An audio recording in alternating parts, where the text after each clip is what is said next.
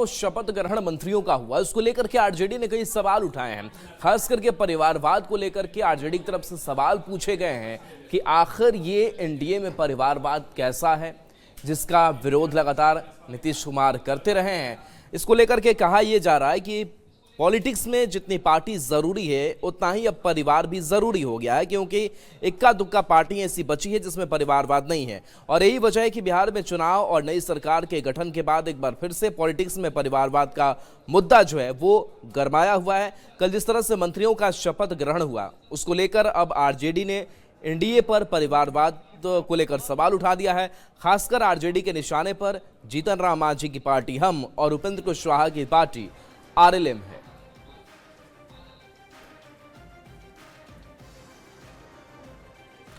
अब देखिए जीतन राम मांझी और इनकी फैमिली ट्री क्या कहती है इसे भी समझिए। संतोष सुमन जो बेटे हैं जीतन राम मांझी के, और कल जब शपथ हुआ तो मंत्री के तौर पर इन्होंने शपथ भी ली।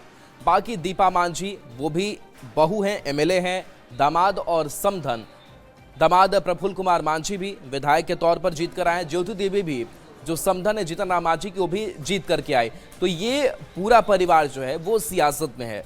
और जो एक बेटे हैं संतोष सुमन जिनको मंत्री की कुर्सी तक पहुंचाया गया मांझी की तरफ से। दूसरी तरफ आरएलएम की अगर बात करें, आरएलएम में कुशवाहा की पत्नी स्नेहलता भी इस बार विधायकी जीत करके आई। दूसरी तरफ दीपक प्रकाश जो अभी किसी सदन के सदस्य नहीं है, लेकिन इसके बावजूद उनको मंत्री बनाया गया और माना यह जा रहा है कि उनको विधान परिषद बाद में भेजा जाना है। इसी को लेकर के अब आरजेडी ने ये सवाल उठाए। एक बार फिर से वो फैमिली ट्री आपको दिखा रहे हैं। उपेंद्र कुशवाहा, उनकी पत्नी स्नेहलता कुशवाहा जो इस बार चुनावी मैदान में थी सासाराम, और वहाँ लगातार चुनाव प्रचार प्रसार जो है वो क्षेत्र में करते रहे उपेंद्र कुशवाहा। वहाँ से उनकी पत्नी स्नेहलता कुशवाहा जीत कर आए। चर्चाएं हुई कि वो मंत्री बनेंगी, लेकिन इसके साथ साथ दीपक प्रकाश जिनको आगे किया गया और उनको इस कैबिनेट में जगह दी गई। कल उन्होंने शपथ भी लिया।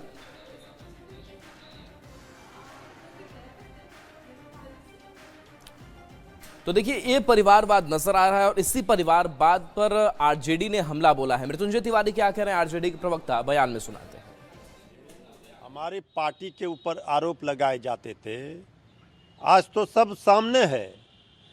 इसका जवाब तो देना पड़ेगा ना आदरणीय प्रधानमंत्री जी को, आदरणीय मुख्यमंत्री जी को। ये तो पूरी तरह से एक्सपोज हो गए। प्रधानमंत्री मोदी लगातार परिवारवाद पर निशाना भी साधते रहे। इसलिए हमने कहा कि अब ये क्या कहेंगे, जिनके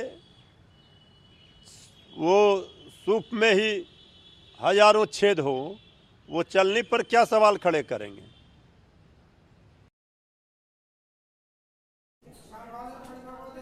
और देखिए आरजेडी ने जब प्रहार किया तो जेडीयू भी कहां चुप बैठने वाला था। जेडीयू के प्रवक्ता नीरज कुमार का बयान सामने आया। इस बीच बीजेपी प्रदेश अध्यक्ष दिलीप जायसवाल भी कह रहे हैं कि शायद आरजेडी अब तक परिवारवाद की बात समझ नहीं पाई है। अगर प्रधानमंत्री का बेटा प्रधानमंत्री बनता है, मुख्यमंत्री का बेटा मुख्यमंत्री बनता है, तो ये शायद हम कह सकते हैं कि परिवारवाद है। लेकिन बाकी जो योग्य लोग हैं अगर उस परिवार से जुड़े हैं तो वो राजनीति में आ सकते हैं।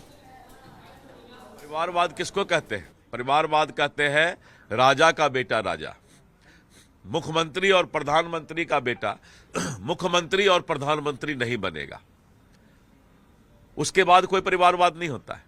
परिवारवाद का मतलब है, हमारा भाजपा का परिवारवाद का लगता है इतना दिन से वो परिभाषा भी नहीं समझ पाए। परिवारवाद का मतलब है कि प्रधानमंत्री का बेटा प्रधानमंत्री नहीं बनेगा, मुख्यमंत्री का बेटा मुख्यमंत्री नहीं बनेगा। अब आपको जेडीयू के प्रवक्ता नीरज कुमार का बयान सुनाते हैं, जिन्होंने अब